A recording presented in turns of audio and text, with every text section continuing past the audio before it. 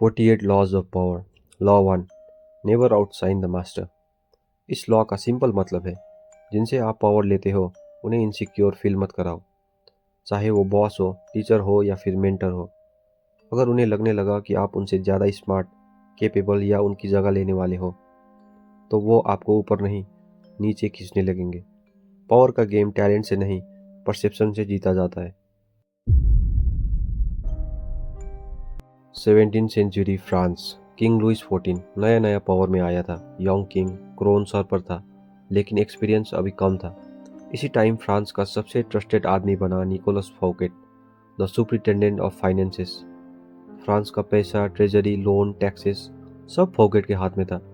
वो स्मार्ट था, चार्मिंग था, आर्टिस्ट, पोइट, आर्किटेक्ट सब उसके सर्कल में थे। और सबसे इम्पोर्टेंट बात, किंग फौकेट पर भरोसा करता था।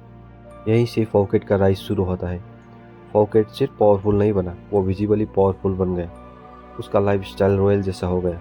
उसके कपड़े, उसके इवेंट्स, उसकी रेपुटेशन सब किंग के स्टैंडर्ड के बराबर आने लगे। लोग कोर्ट में कहने लगे, फौकेट फ्रांस का रियल पावर है। ये सेंटेंस ही उसका सजा का रीजन बना। पावर के गेम में आप क्या हो इम्पोर्टेंट नहीं होता, लोग क्या सोचते हैं वही सबसे डेंजरस होता है। फौकेट ने अपना ड्रीम प्रोजेक्ट स्टार्ट किया, वॉक्सले विक्टोमे पैलेस। फ्रांस का best architect, best painter, best gardener सब फौकेट के लिए काम कर रहे थे। पैलेस इतना सुंदर था कि किंग का रॉयल पैलेस भी फीका लगने लगा, लेकिन फौकेट को लगा किंग प्राउड फील करेगा। यही उसकी सबसे बड़ी गलती थी। फौकेट ने एक ग्रैंड फेस्ट होस्ट की और इनवाइट किया किंग लुइस 14 को। फायरवर्क्स, म्यूजिक, पोएट्री, लग्जरी जो पहले फ्रांस ने कभी नहीं देखी थी। किंग ने सब देखा, मुस्कुराया, तारीफ की, लेकिन अंदर ही अंदर किंग का ईगो जल रहा था। किंग के दिमाग में सिर्फ एक थॉट था, मेरा मिनिस्टर मुझसे ज़्यादा रिच कैसे है, मेरा सर्वेंट मुझसे ज़्यादा एडमायर्ड कैसे है। उस दिन लुइस 14 ने डिसीजन ले लिया।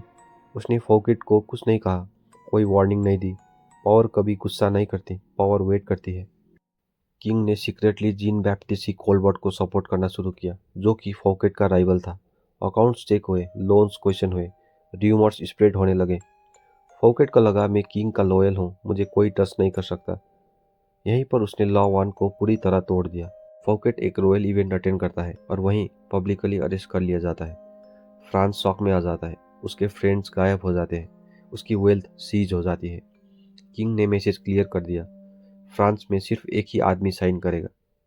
फौकेट पर करप्शन के चार्जेस लगे, ट्रायल सालों चला। इनिशियली कोर्ट ने एग्जाइल डिसाइड किया, लेकिन किंग ने जजमेंट बदल दिया, लाइफ इम्प्रिजनमेंट। फौकेट अपनी जिंदगी के आखिरी साल अंधेरी जेल में गुजारता है। जो आदमी फ्रांस का सबसे पावरफुल मिनिस्टर था, वो हिस्ट्री का एग्जाम्पल बन गया। रॉबर्ट ग्रीन यहीं पर लॉ 1 एक्सप्लेन करता है, never outshine the master. Fouquet talented था, लॉयल भी था, लेकिन उसने अपनी पावर को हाइड नहीं की, अपनी सक्सेस को मास्टर के नाम नहीं किया, मास्टर की इनसिक्योरिटी को अंडर एस्टिमेट किया। पावर का रूल क्लियर है, अगर मास्टर इनसिक्योर फील करेगा, वो आपको डिस्ट्रॉय करेगा। ये वर्जन लॉ 1 को रिवर्स एंगल से दिखाता है, जहां गैलीलियो ने मास्टर को आउटशाइन नहीं किया, बल्कि मास्टर को सबसे ऊपर दिखाया। गैलीलियो सिर्फ एक साइंटिस्ट नहीं था, वो एक शार्प ऑब्जर्वर ऑफ पावर भी था। उसे पता था एक बात, सच तभी बचता है जब पावर खुश हो। इसलिए जब उसने आसमान के सबसे बड़े राज देखे, उसने सबसे पहले ये नहीं सोचा कि मैं कितना बड़ा हो जाऊंगा, बल्कि ये सोचा कि मैं पावर को कैसे बड़ा दिखाऊं। गैलीलियो ने टेलीस्कोप इंप्रूव किया, उसने देखा जुपिटर के 4 मून्स, यूनिवर्स का नया स्ट्रक्चर, कोपरनिकस की थ्योरी का प्रूफ। पर गैलीलियो ने एक काम बहुत स्मार्टली किया, उसने ये नहीं कहा कि मैंने डिस्कवर किया, उसने कहा यह डिस्कवरीज आपकी ग्रेटनेस का प्रूफ है। उस वक्त इटाली में सबसे पावरफुल नाम था मेडिसी फैमिली। गैलीलियो ने अपना मास्टर चूज किया, Cosimo two de Medici, grand duke of Tuscany. और फिर आया पावर मूव। गैलीलियो ने जुपिटर के मून्स का नाम रखा द मेडिसिन स्टार्स, मतलब ये स्टार्स मेरे नहीं, मेडिसी फैमिली के नाम पर चमक रहे हैं। लोग यूनिवर्स की बात कर रहे थे, पर यूनिवर्स का सेंटर में मेडिसी नाम था। गैलीलियो नीचे था, मास्टर ऊपर। गैलीलियो हर जगह ये बोलता, मैं सिर्फ एक ऑब्जर्वर हूँ, ये सब ड्यू की प्रोटेक्शन का रिजल्ट है। मेडिसी का नाम साइंस को रोशन कर रहा है। रियलिटी, गैलीलियो जीनियस था, लेकिन इमेज मेडिसी डिवाइन और पावरफुल लग रहे थे। इस स्ट्रैटेजी का रिजल्ट, गैलीलियो को रॉयल पोजीशन मिली, सैलरी बढ़ी, एनिमीज चुप हो गए। चर्च ओपनली अटैक नहीं कर पाई। जब तक गैलीलियो ने मास्टर को साइन करने दिया, पावर उसके साथ थी। रॉबर्ट ग्रीन यही एक साइलेंट वार्निंग देता है। गैलीलियो तब तक सेफ था जब तक वो अपनी ब्रिलियंस को मास्टर के शैडो में छुपाए रखा था। जैसे ही साइंटिस्ट ने स्पॉटलाइट खुद पर ली, ट्रबल शुरू हो गई।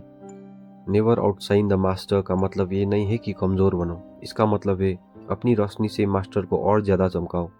गैलीलियो ने जब ये किया, वो बचा, वो बड़ा बना, उसका काम जिंदा रहा। गैलीलियो खुद स्टार बन सकता था, पर उसने मेडिसी को साइन करने दिया, और इसी वजह से वो जिंदा भी रहा और पावरफुल भी। और उसने वो कर दिखाया जो निकोलस फौकेट नहीं कर पाया। आप हर इंसान को खुश रखने की चिंता नहीं कर सकते, लेकिन आपको सेलेक्टिवली क्रूअल होना पड़ेगा। अगर आपका सुपीरियर एक गिरता हुआ सितारा है, तो उसे आउटशाइन करने से डरने की कोई ज़रूरत नहीं। उस पर दया मत दिखाओ, क्योंकि जब वो खुद पावर के टॉप पर पहुंच रहा होगा, तब उसने भी किसी पर दया नहीं दिखाई होगी। लेकिन अगर वो बहुत ज़्यादा वीक है और वैसे भी गिरने वाला है, तो नेचर को अपना काम करने दो। एक कमज़ोर सुपीरियर को आउटशाइन करने का रिस्क मत लो, क्योंकि ऐसा करने से लोगों को क्रूअल या बदला लेने जैसा लग सकता है। पर अगर आपका मास्टर अपनी पोजीशन में स्ट्रांगली सेट है और आप जानते हो कि आप उससे ज़्यादा कैपेबल हो, तो इंतज़ार करो और पेशेंस रखो। ये नेचर का रूल है कि पावर टाइम के साथ धीरे धीरे कमज़ोर पड़ती जाती है।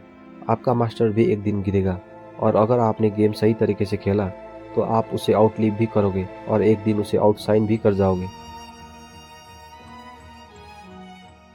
अगर ये वीडियो आपको थोड़ा सा भी पसंद आया, तो चैनल को सब्सक्राइब कर लेना।